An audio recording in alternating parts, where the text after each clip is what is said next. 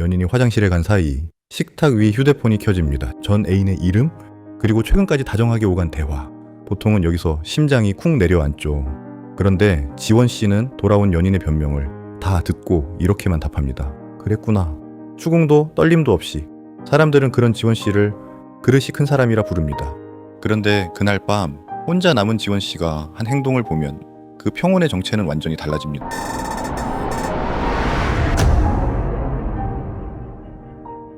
화를 내지 않는다는 건 보통 둘 중 하나입니다. 다칠 만큼 소중한 무언가가 아직 남아있어서 차마 그걸 위태롭게 만들지 못하거나, 아니면 다치는 일이 너무 지긋지긋해서 소중함이라는 감각 자체를 진작 꺼버렸거나.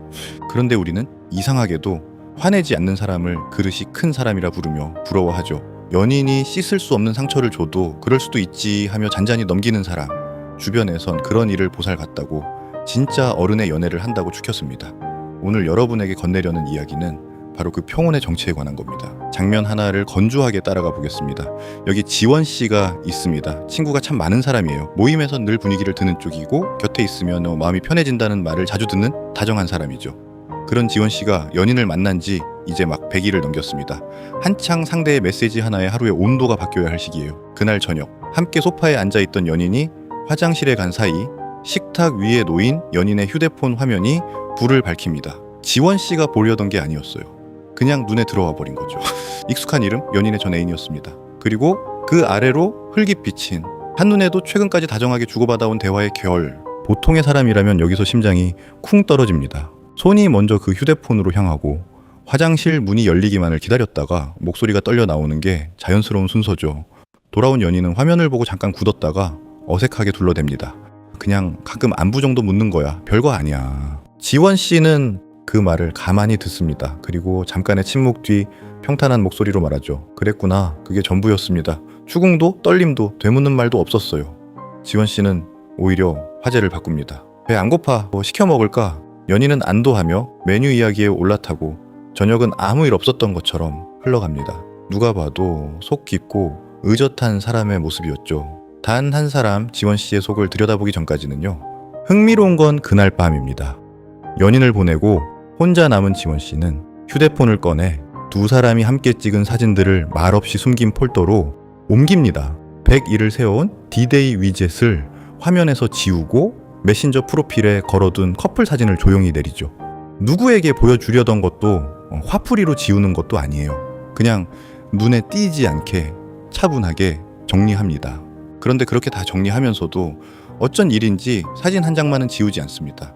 둘이 함께 찍은 것도 아닌 언젠가 연인이 무심코 보내준 흐릿한 길거리 사진 한 장, 왜 그것만 남겨뒀는지는 지원 씨 자신도 설명하지 못합니다. 그냥 손이 거기서 잠깐 멈췄어요. 정리를 마친 지원 씨는 이렇게 생각합니다. 난 참 무던한 사람이야. 이런 걸로 멱살 잡고 싸우는 사람들은 대체 왜 그렇게 피곤하게 살까? 그리고 그 생각의 끝자락에 아주 옅은 공허함이 따라붙습니다. 분명 화는 나지 않았는데 이상하게도 아무 맛이 느껴지지 않는 밤이에요. 슬프지도 후련하지도 않은 그냥 텅 빈. 지원 씨는 그 공허의 정체를 굳이 들여다보지 않습니다. 익숙하다는 듯 불을 끄고 눕죠. 자, 여기서 질문 하나를 남겨두겠습니다. 지원 씨의 그 고요함은 정말로 그릇이 커서였을까요? 사랑이 단단해서 그 정도 일은 품어준 걸까요? 아니면 우리가 성숙이라 부르며 부러워하는 그 평온의 정체가 사실은 전혀 다른 무엇일까요? 이 영상은 바로 그 평온의 정체를 차근차근 해부해 보려 합니다. 쿨한 연애라는 말이 한때 크게 유행했습니다. 집착하지 않고 상대를 믿어주며 사소한 일에 흔들리지 않는 연애. 수많은 연애 지침서와 조언들이 이 태도를 성숙의 증거처럼 떠받들죠. 질투는 미성숙의 표시이고 무던함은 높은 자존감의 증거라는 식으로요. 지원 씨도 그 언어를 정확히 알고 있습니다. 그날 밤 옅은 공허가 밀려올 때 지원 씨는 스스로에게 이렇게 설명했으니까요. 나는 옹졸하게 의심하는 사람이 아니야. 상대를 믿고 너그럽게 품어주는 게 진짜 그릇 큰 사랑이지. 그럴듯한 문장입니다. 그런데 여기엔 순서가 뒤바뀐 작은 속임수가 하나 숨어 있어요. 보통 우리는 감정이 먼저 차오르고 그 감정에 뒤늦게 이름을 붙입니다. 배신감에 무너졌기 때문에 나는 배신감을 느낀다고 말하는 거죠. 그런데 지원 씨에게는 연인의 다른 사람을 두 눈으로 보고도 아무 감정이 차오르지 않았고 그 텅 빈 자리에 너그러움이라는 이름표가 사후에 붙은 겁니다. 다시 말해 지원 씨는 의심을 의젓하게 눌러 이긴 게 아니라 눌러야 할 감정 자체가 처음부터 일어나지 않은 거예요. 미세하지만 결정적인 차이입니다. 거센 파도를 능숙하게 다스리는 항해사와 아예 바닷물을 통째로 말려버려 파도가 칠 수 없게 만든 사람은 전혀 다른 존재니까요. 앞사람은 여전히 바다 위를 항해하는 중이고 뒷사람은 관계라는 바다 자체를 일찌감치 포기한 겁니다. 그런데 우리는 두 사람을 똑같이 평온하다는 한 단어로 묶어 부르죠. 그러니까 지원 씨가 그랬구나 라고 답하던 그 순간 어쩌면 지원 씨는 자신의 마음속에서 그 사람을 조용히 삭제해버린 것인지도 모릅니다. 사진을 숨긴 폴더로 옮긴 건 그 삭제를 손끝으로 마저 마무리한 의식이었고요.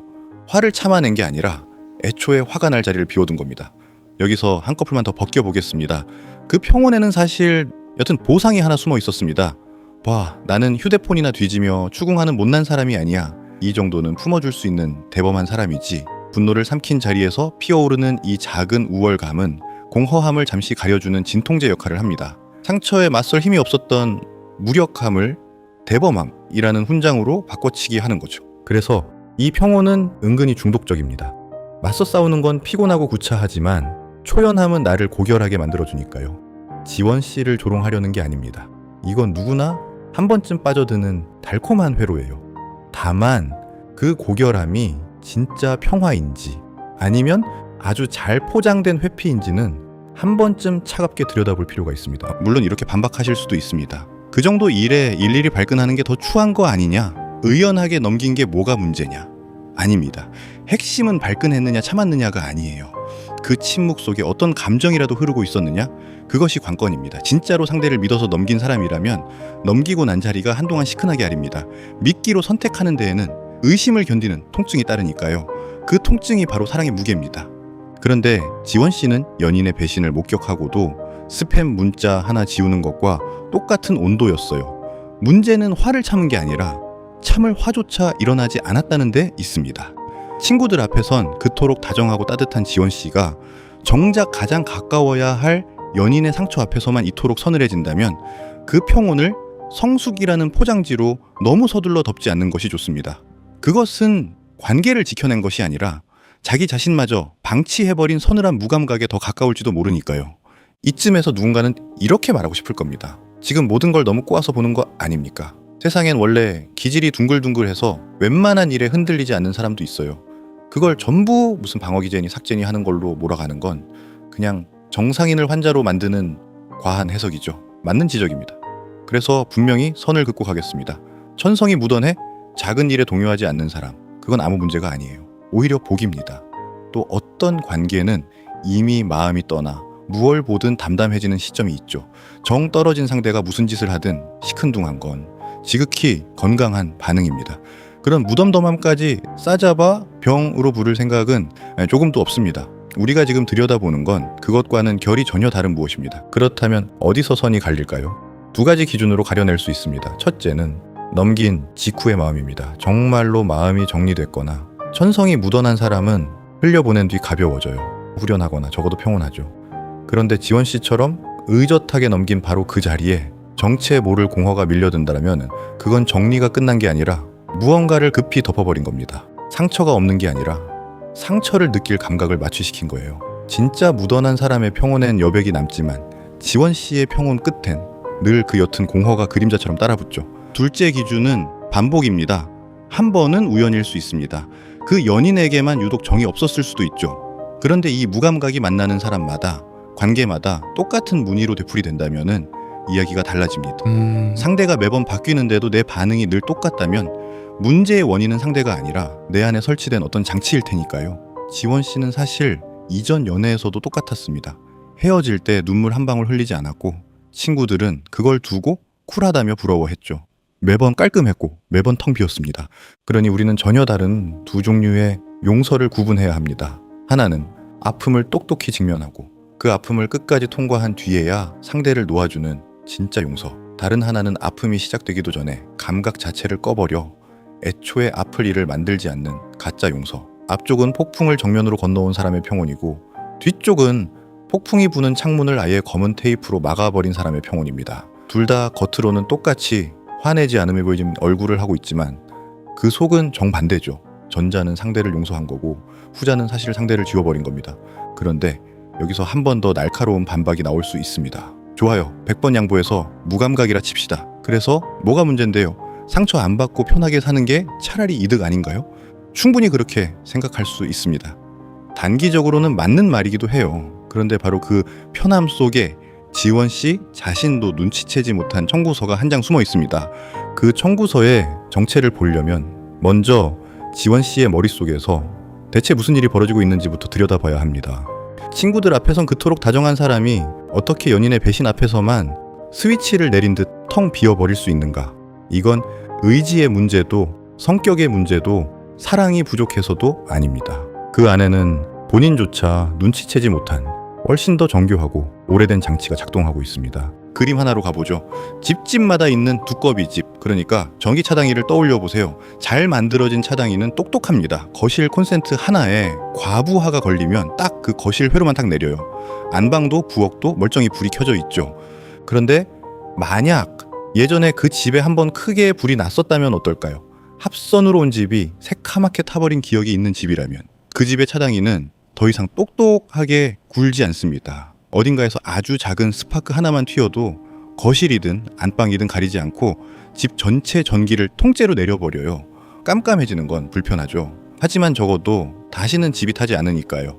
어둠은 견딜 수 있어도 화재는 2번 다시 견딜 수 없는 겁니다. 지원 씨의 마음이 정확히 그렇습니다. 언젠가 한번 마음을 다 내줬다가 집이 통째로 잿더미가 된 경험이 있는 거예요. 그 뒤로 지원 씨의 감정 차단기는 과민하게 다시 세팅됐습니다. 누군가에게 기대를 거는 작은 스파크, 상처받을지 모른다는 미세한 신호만 감지돼도 회로 전체를 즉시 내려버립니다. 그리고 바로 여기에 앞서 말한 그 숨은 청구서가 있습니다. 그 차단기에 물려있는 게 분노와 서운함과 배신감만이 아니라는 것, 설렘도 두근거림도 사랑이라는 회로도 전부 같은 차단기에 함께 물려 있습니다. 감정이라는 회로엔 선택 스위치가 없어요. 우리는 아픔만 콕 집어 끌 수 없습니다. 그래서 지원 씨가 배신 앞에서 화를 켜지 못한 그 순간 사실은 사랑을 느낄 정도도 똑같이 꺼져 있었던 겁니다. 화가 안 나는 사람은 정확히 그만큼 설레지도 못합니다. 분노를 끈 대가로 두근거림까지 함께 잃은 것, 감정의 교류 없이 철저히 선만 지키며 굴러가는 사이를 우리는 보통 연인이라 부르지 않아요. 동업자라고 부르죠. 이게 지원 씨가 치르고 있는 진짜 대가입니다. 이 현상에는 이미 정식 이름이 붙어 있습니다. 심리학자 제프리 영은 이렇게 감정 회로 전체를 내려버리는 상태에 분리된 보호자라는 이름을 붙였습니다. 고통으로부터 자신을 지키기 위해 감정의 스위치를 통째로 꺼버리는 일종의 자동 방어 양식이죠. 그렇다면은 애초에 그 집을 한번 태워먹은 최초의 화재는 무엇이었을까요? 영은 그 오래된 합선을 어린 시절 마음이 충분히 채워지지 못한 정서적 결핍에서 찾았습니다. 마땅히 받았어야 할 정서적 응답을 충분히 받지 못한 마음이 어느 순간 어차피 내 감정은 받아들여지지 않는다고 일찌감치 학습해버린 상태죠. 물론 이건 지원 씨의 모든 걸 설명하는 정답이 아니라 그의 무감각을 이해해보는 하나의 지도일 뿐입니다. 이쯤 들으면은 누구나 같은 생각을 합니다. 알겠다. 그럼 차단기를 다시 올리면 되잖아. 그런데 이상하죠. 이 구조를 책에서, 영상에서, 심지어 상담실에서 머리로 다 이해한 사람들조차 현실로 돌아가면 여전히 똑같이 차단기를 내립니다. 다음 연애에서도 그 다음 연애에서도 분명히 답을 아는데 왜 끝내 못 고치는 걸까요? 여기에 이 차단기의 가장 무서운 비밀이 있습니다. 내려간 차단기가 스스로를 고장이라고 신고하지 않는다는 겁니다. 오히려 정반대예요. 지원 씨는 자신의 그 무감각을 결함으로 느끼지 않습니다. 나는 원래 무던한 사람, 나는 쿨한 성격, 나는 그릇이 큰 편이라고 자신의 가장 자랑스러운 정체성으로 여기죠. 무릎이 아프면 우리는 병원에 갑니다. 고쳐야 할 대상이라는 걸 아니까요. 그런데 무릎이 아예 감각을 잃어 아무것도 안 느껴진다면 우리는 그게 망가졌다는 사실조차 모른 채 살아갑니다. 통증이 없으니 병원에 갈 이유도 없죠. 망가진 부위를 가장 잘난 부위라고 믿는 것. 세상에서 가장 고치기 어려운 고장은 자신을 장점이라고 우기는 고장입니다. 그런데 비극은 한 단계 더 깊어집니다. 주변 사람들은 지원 씨의 그 무감각을 지적하기는커녕 오히려 칭찬하거든요. 넌 참 어른스러워. 역시 이 그릇이 커. 넌 보살이야. 어떻게 화 한 번을 안 내니? 사람들은 지원 씨가 감정을 차단했다는 걸 모르니까 겉으로 드러난 그 평온만 보고 박수를 보내는 거죠. 화재로 폐허가 된 집을 보고 정돈이 잘 됐다며 부러워하는 셈입니다. 문제는 이 칭찬이 차당이의 대못을 박는다는 데 있습니다. 자기도 장점이라 믿고 있는데 세상까지 나서서 그건 너의 미덕이라고 보증해 주니까요. 안에서도 밖에서도 똑같은 신호가 들어옵니다. 지금 이대로가 옳다. 고장이 칭찬받는 순간 그건 더 이상 고장이 아니라 그 사람의 정체성으로 굳어버립니다. 지원 씨가 그 많은 깨달음 앞에서도 번번이 제자리로 돌아온 진짜 이유가 바로 여기에 있습니다. 그러니 우리가 던져야 할 진짜 질문은 어떻게 차단기를 올리느냐가 아닙니다. 그건 너무 먼 이야기예요. 그보다 먼저 훨씬 더 작고 근본적인 질문이 있습니다. 내가 지금 차단기를 내리고 있다는 사실을 대체 어떻게 알아차리느냐. 보이지 않던 고장을 처음으로 보이게 만드는 것. 모든 변화는 거기서부터 시작됩니다. 이론의 언어를 잠시 내려놓고 지원 씨의 그 마음을 조금 다른 각도에서 바라보겠습니다. 분리된 보호자니 정서적 결핍이니 하는 말들이 결국 가리키는 건 사실 아주 단순하고 쓸쓸한 풍경 하나입니다. 텅 빈 헛간을 떠올려 보세요. 보통 사람의 마음이 정성껏 가구를 들인 집이라면 아끼는 책장, 손때 묻은 식탁, 누군가와 함께 고른 소파가 놓인 집이라면 지원 씨의 마음은 일부러 아무것도 들이지 않은 헛간입니다. 왜 비워뒀을까요? 간단합니다. 도둑이 들어도 잃을 게 없도록. 어차피 빈 헛간이니 누가 문을 부수고 들어와 휘젓고 가도 아까울 물건이 하나도 없는 거죠.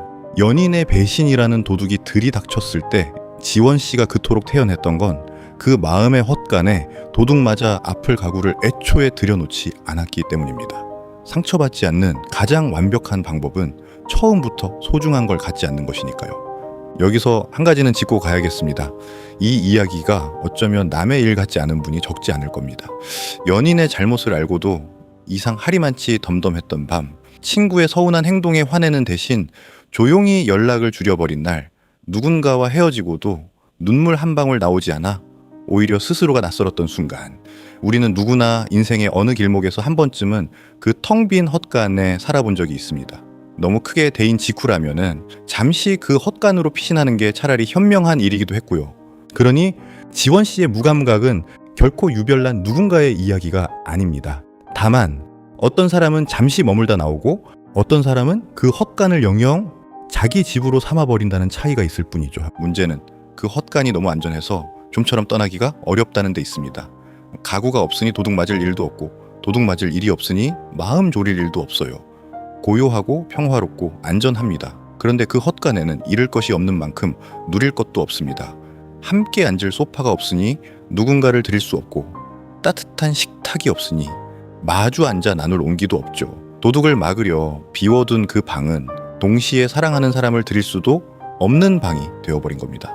잃지 않는 자는 가지지도 못합니다. 이 서늘한 등가 교환이 헛간에 사는 사람이 치르는 조용한 비용입니다. 자, 그런데 여기서 이 이야기의 방향을 완전히 틀어야 할 지점에 도착했습니다. 지금까지 우리는 지원 씨의 무감각을 차갑게 해부했죠. 텅 빈 헛간이라느니 차단기를 내렸다느니 듣다 보면은 마치 지원 씨가 어딘가 고장난 사람처럼 사랑할 줄 모르는 결함품처럼 느껴졌을지도 모릅니다. 그런데 지금부터 드리는 말은 정반대입니다. 지원 씨는 고장난 게 아니에요. 오히려 그 반대입니다. 지원 씨의 마음은 살아남기 위해 할 수 있는 가장 정확하고 영리한 선택을 했을 뿐입니다. 이렇게 생각해 봅시다. 손을 한번 심하게 대어본 사람은 다음번에 비슷한 열기만 느껴도 손이 먼저 움찔하며 뒤로 빠집니다. 이건 그 사람이 겁쟁이라서가 아니죠. 몸이 화상의 고통을 정확히 기억하고 두 번 다시 같은 일을 당하지 않도록 경보 시스템을 한 단계 예민하게 다시 세팅한 겁니다. 이건 결함이 아니라 생명체가 가진 가장 정교한 학습 능력이에요. 흉터는 약함의 증거가 아니라 그 자리가 한번 깊이 닫혔다는 정직한 기록이고요. 지원 씨의 정서적 무감각도 정확히 같은 원리입니다. 마음을 활짝 열었다가 통째로 잿더미가 되는 경험을 지원 씨는 아마 스스로를 방어할 힘도 그 고통을 해석할 언어도 없던 어느 약한 시절에 겪었을 겁니다. 그 마음이 할 수 있는 일이라고는 다시는 그 지옥을 겪지 않도록 감정의 메인 스위치를 통째로 내려버리는 것뿐이었습니다. 느끼지 않으면 아프지 않으니까요. 기대하지 않으면 무너질 일도 없으니까요. 그러니까 지원 씨의 그 서늘한 무감각은 나약함이 아닙니다. 그건 가혹한 상처 속에서 마음이 완전히 부서지지 않도록 지켜낸 눈물겹도록 영리한 생존 무기였습니다. 그래서 이 무감각을 두고 내 잘못이라거나 이기적이다라고 말하는 건 번지수가 한참 틀렸습니다. 이건 죄가 아니에요. 도덕의 문제가 아니라 몸이 학습한 보호 반응의 문제니까요. 화상을 입은 자리에 흉터가 앉는 걸 두고 그 사람을 탓할 수 없는 것처럼 마음의 차단기가 설치된 걸 두고 그 사람을 비난할 수는 없습니다. 그 무기 덕분에 지원 씨는 어느 지옥 같은 시간을 무사히 통과해 여기까지 살아왔으니까요. 우리는 먼저 그 사실에 깊이 고개를 숙여야 합니다. 다만 이제는 조용히 짚어야 할 것이 하나 있습니다. 그 무기는 분명 당신을 살렸지만 전쟁은 이미 오래전에 끝났다는 사실입니다. 여기서부터는 지원 씨가 아니라 화면 앞에 당신에게 직접 말을 건네고 싶습니다. 혹시 지원 씨의 이야기에서 당신의 어떤 밤을 발견하셨나요? 분명 화가 나야 하는데 이상하게 덤덤했던 밤, 누군가 떠났는데도 눈물 한 방울 나지 않아 오히려 스스로가 낯설었던 순간. 그렇다면 아마 당신은 이렇게 되묻고 싶을 겁니다. 그래서 어쩌라는 겁니까? 이제 와서 마음을 다 열고 또 기대했다가 또 갈기갈기 찢어지라는 거예요. 차라리 안 느끼고 안전한 게 나아요. 충분히 그럴 수 있습니다. 그리고 그렇게 살아도 괜찮아요. 누구도 당신에게 당장 헛간 문을 활짝 열라고 강요할 권리는 없습니다. 그 문을 닫아둔 데에는 당신만이 아는 충분한 이유가 있었으니까요. 하지만 딱 한 가지만은 기억해 주셨으면 합니다. 고통을 막으려고 창문을 검은 테이프로 막아버리면 그 창으로 들어오던 햇빛도 함께 사라진다는 것을요. 정서를 연구한 브레네 브라운도 비슷한 말을 했습니다. 우리는 감정을 선택적으로 마비시킬 수 없다고. 고통을 마비시키는 순간 같은 차단기에 물린 기쁨과 사랑도 똑같이 마비된다고요. 당신이 그토록 아프지 않으려 애쓴 그 노력의 정확한 대가가 바로 더는 설레지 못하는 마음이었던 겁니다. 그러니 부디 당신 자신을 탓하지는 마세요. 당신이 그토록 감정을 틀어막으려 애썼던 건 당신이 차갑고 못된 사람이어서가 아닙니다. 오히려 정반대예요. 그 무기가 그토록 절실하게 필요했다는 건 당신이 한때 누구보다 뜨겁게 기대하고 누구보다 깊이 사랑받고 싶었던 여리고 다정한 사람이었다는 증거입니다. 애초에 차가운 사람은 차단기를 설치할 필요조차 없으니까요. 너무 뜨거웠기 때문에, 그 뜨거움에 데웠기 때문에, 그래서 스스로를 지키려 그 큰 스위치를 내려야만 했던 겁니다. 당신의 그 무감각 깊은 곳에는 여전히 사랑받기를 포기하지 못한 어린 당신이 웅크리고 앉아 있습니다. 그 아이는 못된 게 아니라 그저 너무 오래, 너무 혼자, 너무 애써왔을 뿐입니다. 그렇다면 우리는 결국 이 질문 앞에 서게 됩니다. 평생을 내려둔 그 차단기를 이제 와서 어떻게 해야 하느냐는 것.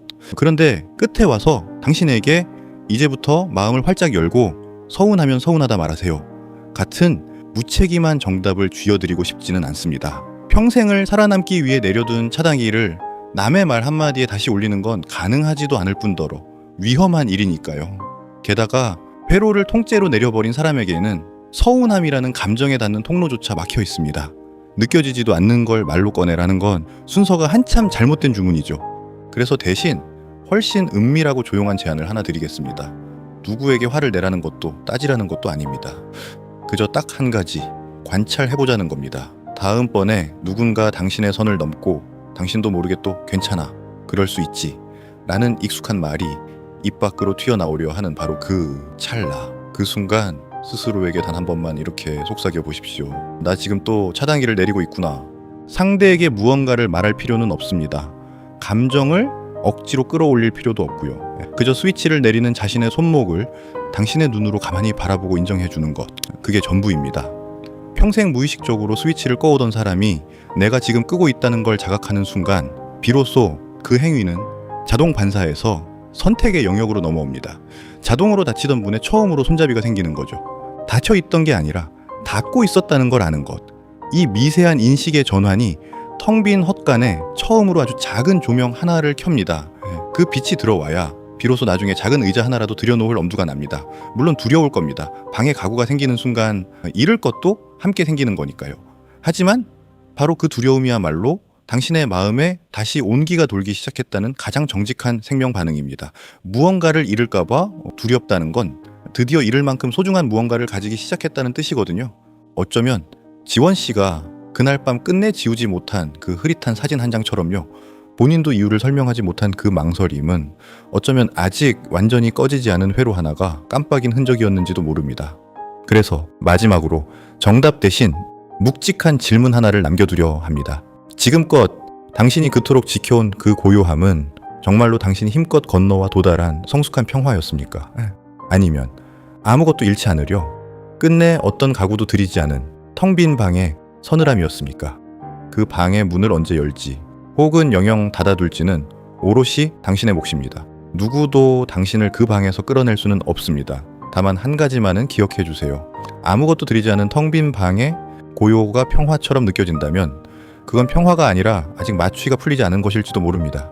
그리고 마취가 풀리는 자리에는 늘 통증과 함께 감각이 돌아옵니다. 그 통증이 두렵겠지만 그건 당신이 다시 살아나고 있다는 신호이기도 하다는 것을요.